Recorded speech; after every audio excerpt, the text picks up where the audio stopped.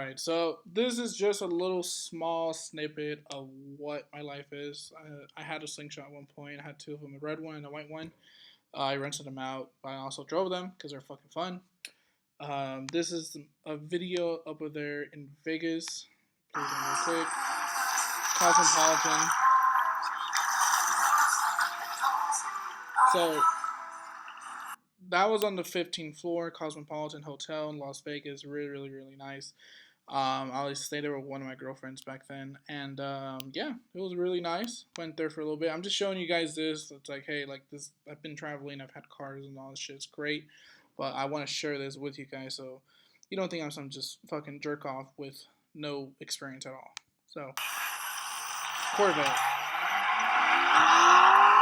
amazing. That was in Mexico, by the way. It was filmed in Mexico. But anyways, all right, let's get into it. So this video, I'm gonna just go over the 5 factors that determine your credit score, how to keep your score aligned at 680 plus, right? So in this picture, you can see right there, 30% is your credit utilization rate, which is essentially how much you're using on your credit cards. So if you have $1,000 credit card limit and you're using $1,000, then you're fucked. You're fucking up. You want to use less than 150 bucks or 200 bucks at most. Second big, well, no, sorry. The first biggest one is payment history. My bad. Second biggest is the credit utilization, but honestly, they go hand to hand.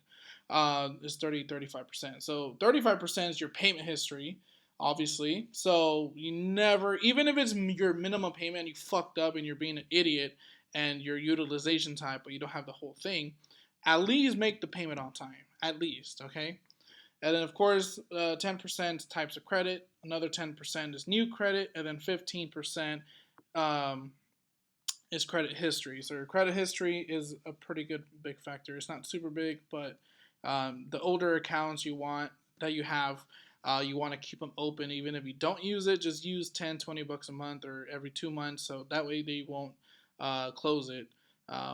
The longer history you have with your credit, the better it is for you in the long run. So I just went over, you missed one payment. Let's say your score's at 750, you missed one payment. It will decrease it to at least 670. So it's almost a 100-point difference. So do not miss or be late. If you have to pay the minimum, pay the minimum. Credit utilization. Again, just how much you spend according to access of debt you have. $1,000 credit card. I already used that analogy. Number 3 is your credit history, also known as credit age, from 18-year-olds to now, so whatever age you are. What is your oldest active account or closed account? Number 4, new credit, also known as hard inquiries.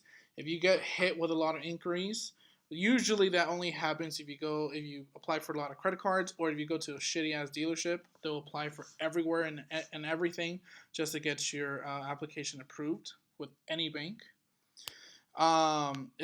Each hard inquiry, by the way, it decreases your score anywhere from 15 to 25 points, so be aware. And then the last one is the type of credit. So mixture of credit, auto loans, credit cards, personal loans, mortgages, etc., etc. So you want to have a good, healthy amount of mixture of credit, especially depending on what you're trying to do with your credit, whether it's travel for free, or if you're trying to get into real estate, or if you're trying to buy a house. You want to have a mixture of credit,